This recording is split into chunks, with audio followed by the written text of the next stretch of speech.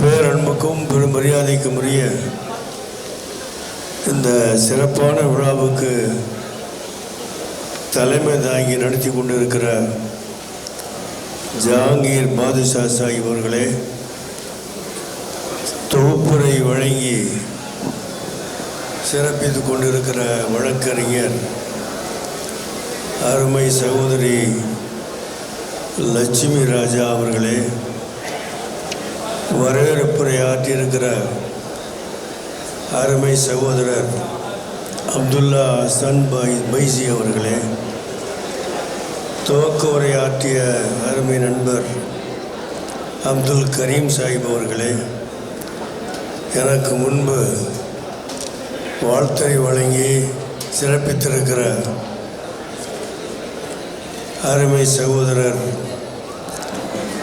SDP கட்சியினுடைய மாநில தலைவர் அருமை நண்பர் நெல்லை முபாரக் சாஹிப் அவர்களே, இந்திய முஸ்லீம் லீக்கினுடைய முதன்மை துணைத் தலைவர் அப்துல் ரஹ்மான் சாஹிப் அவர்களே,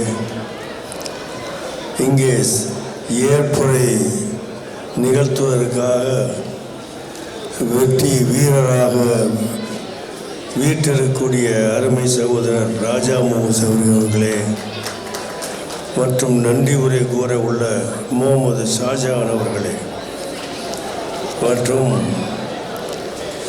அருமை சகோதரர்கள் மேனாள் நீதிபதி சென்னை உயர்நீதிமன்ற வழக்கறிஞர் ஹென்றி திபேன் அவர்களும், வழக்கறிஞர் சத்திய சந்திரன் ஐயா அவர்களும், வழக்கறிஞர் மோகன் ஐயா அவர்களும், வழக்கறிஞர் ஜின்னா அவர்களும், இங்கே வர இயலாமல் மும்பையிலிருந்து வாழ்த்துரை வழங்கிய நீதி அரசர் அக்பர் அலி சாஹிப் அவர்கள் உள்ளிட்ட பெருமைக்குரிய வாழ்த்துரை வழங்கிய பெருமக்கள் அத்தனை பேருக்கும் எனது நன்றியையும் வாழ்த்தையும் நான் தெரிவித்துக் கொள்கிறேன்.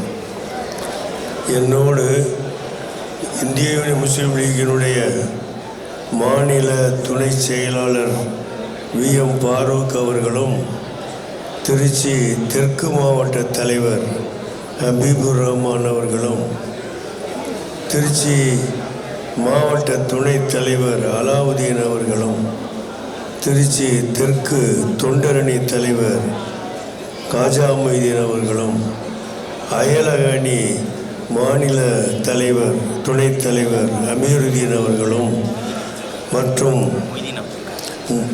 இளைஞர் அணி தலைவர் மொய்தீன் அப்துல் பேராசிரியர் மொய்தீன் அப்துல் காதர் அவர்களும், மணிச்சுடர் நிருபர் ஷாவுல் அமீத் அவர்களும் மற்றும் உள்ள அருமை நண்பர்களும் என்னோடு வந்து சிறப்பித்திருக்கிறார். இந்த சிறப்பான கூட்டத்தை ஏற்பாடு செய்திருக்கிற அருமை சகோதரர் ராஜா முகமது அவர்களுடைய ஏற்பாட்டில் ராஜாவின் லாயர் சங்கமம் என்ற இந்த கூட்டம், உண்மையில் ராஜாவின் லாயர் சங்கமம் என்ற அந்த பெயரை பார்த்தவுடன் வாரணாசியிலே தமிழ் சங்கமம் என்று சமீபத்தில் நடத்தி கொண்டிருக்கிறார்களே, அது மாதிரி இந்தியாவில் உள்ள தமிழர்களெல்லாம் அழைத்து வாரணாசியிலே இப்படிப்பட்ட ஒரு சங்கமம் என்று நடத்துவது எனக்கு நினைவுக்கு வந்தது.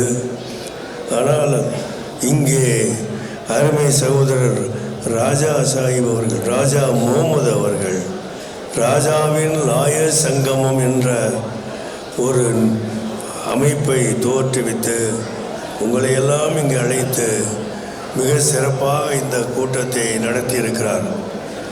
ஒற்றுமை எங்கள் பலம், நீதி எங்கள் இலக்கு என்ற ஒரு சுலோகத்தையும் இங்கே தந்திருக்கிறார்.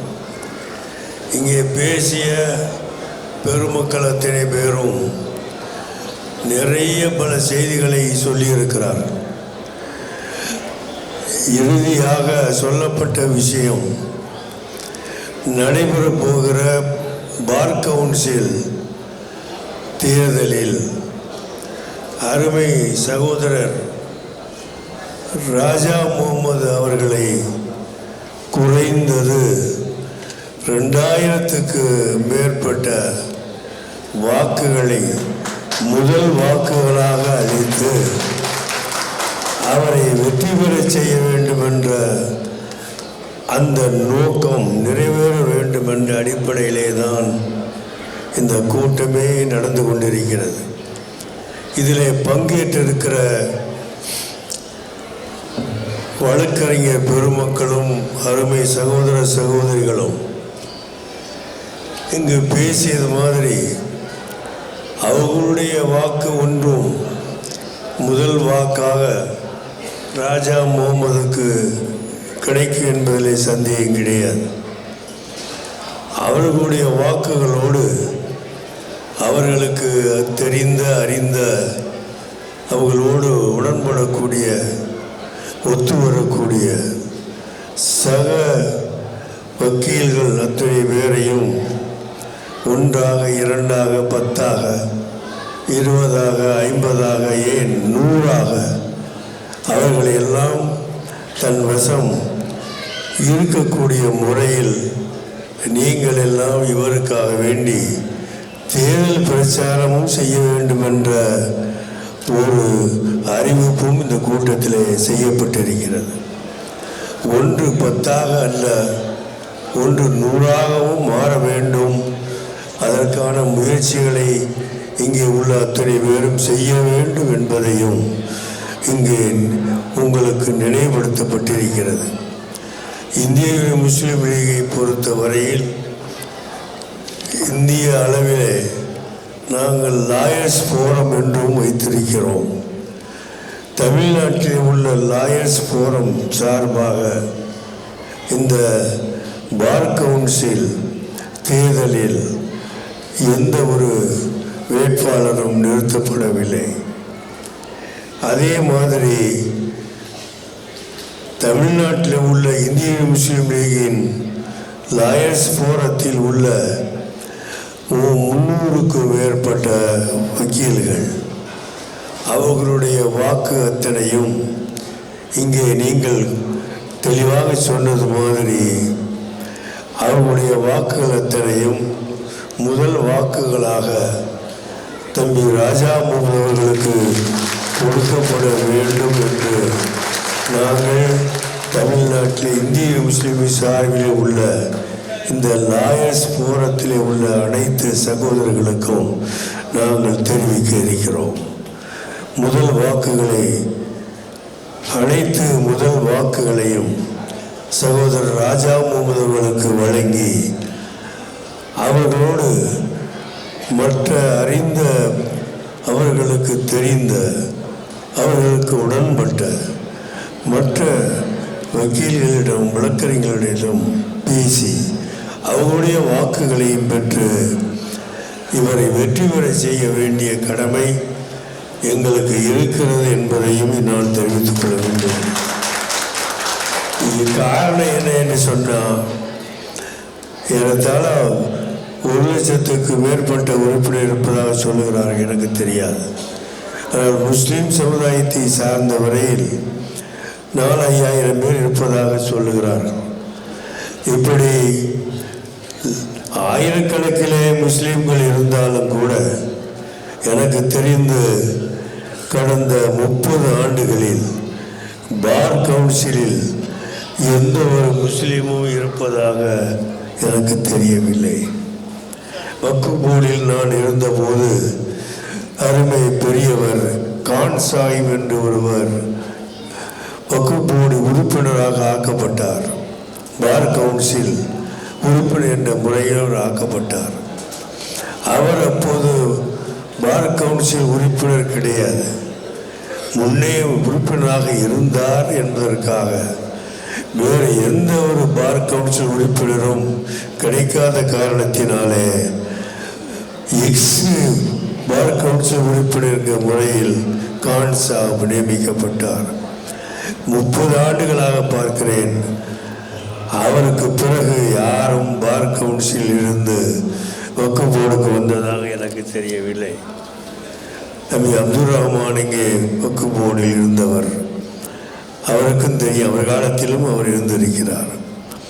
ஆக 30 ஆண்டு காலமாக பார் கவுன்சிலில் தமிழகத்திலே உள்ள வழக்கறிஞர்களில் இருந்து ஒரு முஸ்லீம் வழக்கறிஞர், இது நான் முஸ்லீம் என்று மத அடிப்படையில் சொல்ல வரவில்லை, ஒரு முஸ்லீம் வேண்டும் என்று சட்டம் சொல்லுகிறது, நாம் சொல்லவில்லை.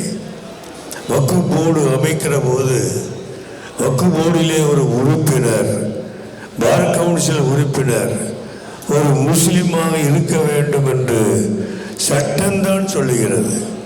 ஆனால் சட்டத்தை ஏற்றிவிட்டு அந்த சட்டத்தை நிறைவேற்றக்கூடிய இடத்துல அதற்குரிய ஆளே இல்லாமல் ஆக்கப்படுவது என்ற நியாயம் என்று நாட்டில் உள்ளவர்களை கேட்க வேண்டிய பொறுப்பு நமக்கு இருக்கிறது. ஆகவே இப்போ 30 ஆண்டு காலமாக இது இல்லாமல் போனது ஏன், இனியும் இப்படித்தான் இருக்க வேண்டுமா என்ற ஒரு கேள்வி மிகப்பெரிய கேள்வியாகும். இப்படிப்பட்ட கேள்விக்கெல்லாம் பதில் கூறக்கூடிய வகையில், இப்படிப்பட்ட கேள்விகளுக்கெல்லாம் ஒரு தெளிவான விடையை காணக்கூடிய வழியில், இப்படிப்பட்ட கேள்விக்கு நிரந்தரமான ஒரு நல்ல விடையை நாம் காண வேண்டும் என்று சொன்னால், முதல் முறையாக தமிழ்நாட்டில் உள்ள முஸ்லீம் வாக்காளர் வக்கீல் அறிஞர்கள், வழக்குரைஞர்கள் எவ்வளவு பேர் இருந்தாலும் சரி, பார் கவுன்சில் உள்ள அத்தனை பேரும் இங்கே கட்சிகளை மறந்து, அவர் எந்த கொள்கை இருக்கிறார் என்பதை மறந்து, சட்டத்தில் சொல்லப்பட்ட ஒரு முஸ்லீம் பார் கவுன்சில் உறுப்பினர் இந்த நாட்டிலே தேர்ந்தெடுக்கப்பட வேண்டும் என்பதை மட்டுமே குறிக்கோள் கொண்டு இந்த நாட்டிலே உள்ள முஸ்லீம்கள் தொண்டுபட்டு பாடுபட வேண்டும் என்பதுதான் எனது பணிவான வேண்டுகோளாகும். இப்படி சொல்லுகிற நேரத்தில் நாம் மதவாதமாக பேச வரவில்லை. நம்மோடு இணைந்து நமக்காக ஆதரிக்கக்கூடிய அருமை சகோதர சமுதாய மக்கள் தமிழகத்தில் நிறைய பேர் இருக்கிறார்கள். நமது தோழமை கட்சிகளில் உள்ளவர்களும் நிறைய பேர் இருக்கிறார்கள். ஆக முஸ்லீம்கள் மட்டுமல்லாமல் நம்முடைய தோழமை கட்சியில் உள்ள அருமை பல சகோதர வக்கீல்களிலும் நீங்கள் அண்ணி இந்த வெற்றியை நாம் பெற்றுத்தான் ஆக வேண்டும் என்ற முனைப்போடு நீங்கள் செயல்பட வேண்டும், இல்லாமல் இறைவன் அதற்கு உதவ வேண்டும் என்று அவரிடத்திலே நான் பிரார்த்திக்கிறேன். இதுவரை இல்லாத ஒரு வரலாற்றை நீங்கள் புதிய வரலாற்றை உருவாக்க வேண்டும். இனி இந்த காலத்திலும் பார் கவுன்சிலில் இடம்பெற்றக்கூடியவர்களிலே சிறுபான்மை முஸ்லிம் சமுதாயத்தைச் சேர்ந்தவர் யாரும் இல்லாமல் இருந்ததில்லை என்ற வரலாற்றை உருவாக்க வேண்டும். அதற்கு முன்னோடியாக, அதற்கு அஸ்திவாரமாக, அதற்கு அடிப்படையாக இந்த ராஜாவை அங்கே கொண்டு ராஜா பாட்டாக ஆக்க வேண்டும் என்று உங்களிடத்தில் கேட்டுக்கொள்கிறேன். அருமையான நண்பர் ராஜா முகமது அவர்களை பற்றி எல்லோருமே சொல்லியிருக்கிறார். அவருடைய சீனியர் மிக அழகாக இங்கே சொன்னார். அதோடு நாங்கள் இந்த சட்டத்துறையிலே ஆலோசனை கேட்க நாங்கள் நியமிக்கப்பட்டிருக்கக்கூடியவர் நீதியரசர் அக்பர் அலி சாஹிப் அவர்கள் தான். அக்பர் அலி சாஹிப் அவர்களும் ராஜா மூவரை பற்றி என்று பாராட்டி இங்கே சொல்லியிருக்கிறார். இப்படி அறிவாளிகளும் நீதி அரசர்களும் எல்லோருமே பாராட்டி சொல்லக்கூடிய அளவுக்கு ஒரு தம்பி இங்கே இருக்கிறார் என்று சொன்னால், அவரை சமுதாயத்துடைய பிரதிநிதியாக மட்டுமல்லாமல் வழக்கறிஞருடைய பிரதிநிதியாக இந்த நாடு ஏற்றுக்கொள்ளக்கூடிய அனைத்து சமுதாய மக்களும் ஏற்று அங்கீகரிக்கக்கூடிய ஒரு பிரதிநிதியாக நாம் பார்க்க வேண்டும் என்பதை எல்லோரும் கூறியிருக்கிறார்கள். அதனை இந்த 2வது மாதத்துக்கு பிறகு பார் கவுன்சில் உறுப்பினர் முறையில் ராஜா முகமது பார் கவுன்சில் மெம்பர் என்று ஒரு பாராட்டு விழாவை நடத்தக்கூடிய ஏற்பாட்டை இதே இடத்திலே நாம் செய்ய வேண்டும் என்பதையும் உங்களுக்கு தெரிவித்துக் கொள்கிறேன். நிச்சயமாக அந்த பாராட்டு கூட்டத்தில் தமிழ்நாட்டில் உள்ள நாம் மேற்கோள் காட்டிய அத்தனை பேர்களோடு இதற்காக மிகவும் உறுதுணையாக இதற்காக தொடர்ந்து பாடுபட்டு கொண்டிருக்கிற நோபல் சாவுல் மீது போன்ற சமுதாய பிரமுகர்கள் அவர்களோடு இணைந்த அத்தனை பேரும் சமுதாயம் முழுவதுக்குமான ஒரு பிரதிநிதியாக ராஜா முகமதை எல்லோரும் சேர்ந்து தேர்ந்தெடுக்க வேண்டும் என்று தொடர்ந்து வலியுறுத்தி கொண்டு வந்திருக்கிறார். ஆக அந்த பாராட்டு கூட்டத்தில் சமுதாயம் சார்ந்த பிரமுகர்களையும் நிச்சயமாக நாம் அழைத்து ராஜா முகமது பார் கவுன்சில் உறுப்பினர் என்ற பெயரும் புகழும் தரக்கூடிய ஒரு கூட்டத்தை இதே திருச்சி மாநகரத்தில் நடத்த வேண்டும் என்று அருமை நண்பர் நெல்லை மஜீத் அவர்களிடத்திலே நான் கேட்டுக்கொள்கிறேன். அதோடு இங்கே இப்பொழுது பார் கவுன்சில் தேர்தல் மட்டுமல்ல, நாட்டுடைய தேர்தலும் நடக்கப் போகிறது.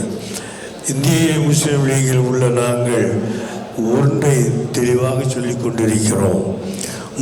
இந்திய முஸ்லிம்களாகிய நாங்கள் ஒரு கையில் திருக்குரானை ஏந்தி கொண்டு செல்ல வேண்டும், இன்னொரு கையில் இந்திய அரசியல் சாசனத்தை மறுகையில் ஏந்தி கொண்டு செல்ல வேண்டும். இந்திய முஸ்லிம்கள் இந்த நாட்டிலே வாழக்கூடிய காலமெல்லாம் ஒரு கையில் திருக்குரானை ஏந்தி கொண்டு மற்றொரு கையில் இந்திய அரசியல் சாசனத்தை ஏந்தி கொண்டு அந்த வெளிச்சத்திலே நாம் தொடர்ந்து பயணிக்க வேண்டும் என்று, அந்த ஜனநாயக பயணத்தை மேற்கொள்ள வேண்டும் என்று நாங்கள் சொல்லிக் கொண்டிருக்கிறோம். தமிழகத்தை பொறுத்த வரையில் திராவிட மாடல் ஆட்சி இப்பொழுது நடப்பது முஸ்லிம் சமுதாயத்துக்கு ஏற்றது, பாராட்டத்தக்கது, வரவேற்புக்குரியது. ஆக இப்படிப்பட்ட திராவிட மாடல் ஆட்சி வருகிற சட்டமன்ற தேர்தலிலும் தொடர்ந்து வர வேண்டும் என்ற ஒரு எண்ணத்தில் நாங்கள் செயல்பட்டு கொண்டிருக்கிறோம்.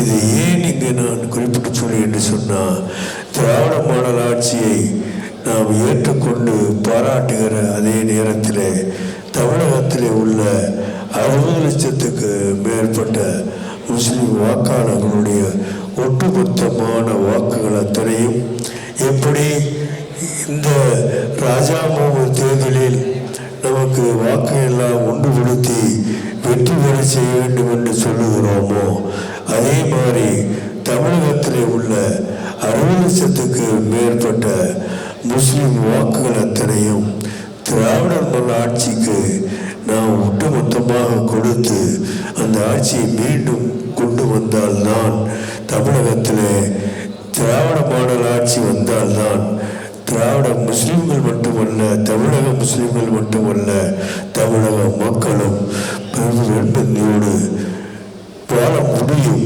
எல்லா விதமான இடைஞ்சலை விட்டு வாழ முடியும் என்பதை தொடர்ந்து நாங்கள் சொல்லிக் கொண்டிருக்கிறோம். இப்படிப்பட்ட திராவிட மாடல் ஆட்சிக்கு உறுதுணையாக இங்கே அருமை நண்பர் எஸ்டிபி கட்சியினுடைய நண்பர் நெல்லை முபாரக் அவர்களும் இந்த தேர்தலில் ஈடுபட்டு நாங்கள் மேற்கொண்டிருக்கிற இந்த பயணத்தில் அவரும் எங்களோடு இணைந்து வர வேண்டும் என்று நான் கேட்டுக்கொண்டு, அவர் இந்த கூட்டணியில் இடம்பெற்று எந்த தொகுதியில் நின்றாலும் அவரை வெற்றி பெறக்கூடிய பொறுப்பை நாங்கள் ஏற்றுக்கொள்வோம் என்பதையும் தெரிவித்துக் கொண்டு, இந்த தமிழகத்தில் உள்ள திராவிட மாடல் ஆட்சி தொடர நாம் அத்தனை பேரும் பாடுபட வேண்டும் என்பதையும் தெரிவித்துக் கொண்டு, இந்த நல்ல பொறுப்பை, இந்த நல்ல செயலை, இந்த நல்ல ஒரு காரியத்தை செய்த உங்கள் அத்தனை பேருக்கும் எனது நன்றியும் பாராட்டையும் தெரிவித்து, ராஜாவின் லாயர்ஸ் சங்கமம் வெல்க, நாளைய வரலாறு நிச்சயமாக வெற்றி பெற்றதை சொல்லுக என்று கூறி நிறைவு செய்கிறேன். அஸ்ஸலாமு அலைக்கும் வரஹ்மத்துல்லாஹி வபரகாத்துஹு.